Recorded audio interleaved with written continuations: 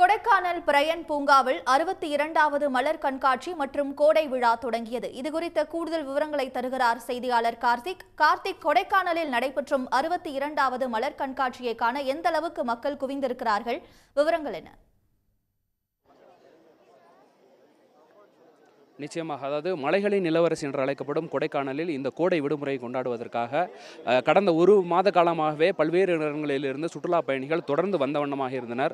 குறிப்பாக இந்த கோடை விடுமுறைக்காக கோடை விழாவின் துவக்கமாக இன்று 62வது மலர் கண்காட்சியானது இன்று துவங்கி இருக்கிறது. இந்த மலர் கண்காட்சியை மாவட்ட ஆட்சியர் உள்ளிட்ட அதிகாரிகள் துவக்கி வைத்திருக்கிறார்கள்.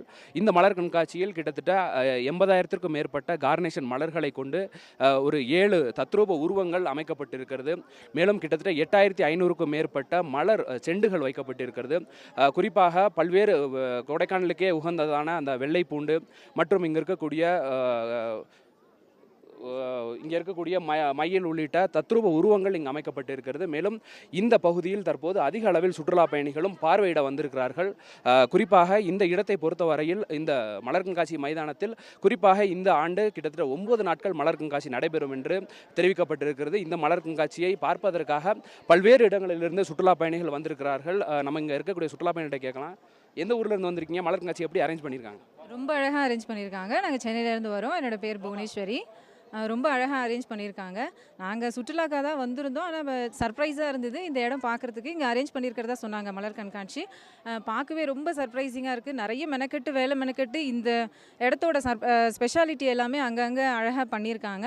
அந்த பூக்கள் எல்லாமே ரொம்ப அழகாக இருக்குது. பார்க்குறதுக்கு ரொம்ப சந்தோஷமாக இருக்குது. கண்ணுக்கு குளிர்ச்சியாகவும் இருக்குது. இடமும் குளிராக இருக்குது. Thank you sir. மேடம், நீங்கள் எந்த ஊர்லேருந்து வந்திருக்கீங்க? எப்படி இருக்குது ஃப்ளவர் ஷோ? ரொம்ப நல்லா இருக்குது சார். நானும் சென்னையிலேருந்து தான் வரேன். இன்றைக்கி ஃப்ளவர் ஷோன்னு தெரியாது எங்களுக்கு. இது சர்ப்ரைஸ் தான் எனக்கு. ரொம்ப நல்லா இருக்குது சார் ஃப்ளவர் ஷோ. மயில் இதெல்லாம் எப்படி இருக்குது? சூப்பராக பண்ணியிருக்காங்க. பார்க்கவே ரொம்ப கலர்ஃபுல்லாக இருக்குது. ரொம்ப நல்லா இருக்குது. தொடர்ந்து இதே போன்று இன்னும் 9 நாட்களுக்கு இங்கு பல்வேறு இடங்களிலிருந்து மலர் கண்காட்சியை காண்பதற்காக சுற்றுலா பயணிகள் வருவார்கள் என்று எதிர்பார்க்கப்படுகிறது. மேலும் இதனைத் தொடர்ந்து பல்வேறு கலை நிகழ்ச்சிகளும் கூட இங்கு நடைபெற இருக்கிறது. இந்த கலை நிகழ்ச்சிகளுக்காக சுற்றுலாத்துறை மற்றும் இங்கு இருக்கக்கூடிய மாவட்ட நிர்வாகம் பல்வேறு முன்னேற்பாடுகளை செய்திருக்கிறது. புதிதாக இந்த ஆண்டு பேராசைலிங், கைட் திருவிழா உள்ளிட்ட பல்வேறு திருவிழாக்களும் இந்த மலர் கண்காட்சியில் இடம்பெற இருக்கிறது. மேலும் இதனைத் தொடர்ந்து தற்போது இந்த இடங்களில் அதிகாரிகள் ஆய்வு மேற்கொண்டு வருகிறார்கள். அதிகாரிகள் தற்போது பார்த்து வருகிறார்கள். தொடர்ந்து அதிகாரிகள் சென்ற பிறகு அதிக அளவில் கூட்டம் இந்த பகுதியில் வரும் என்றே எதிர்பார்க்கப்படுகிறது. உடனுக்குடன் செய்திகளை தெரிந்து கொள்ள சன் நியூஸ் பெல் ஐகானை கிளிக் பண்ணுங்க.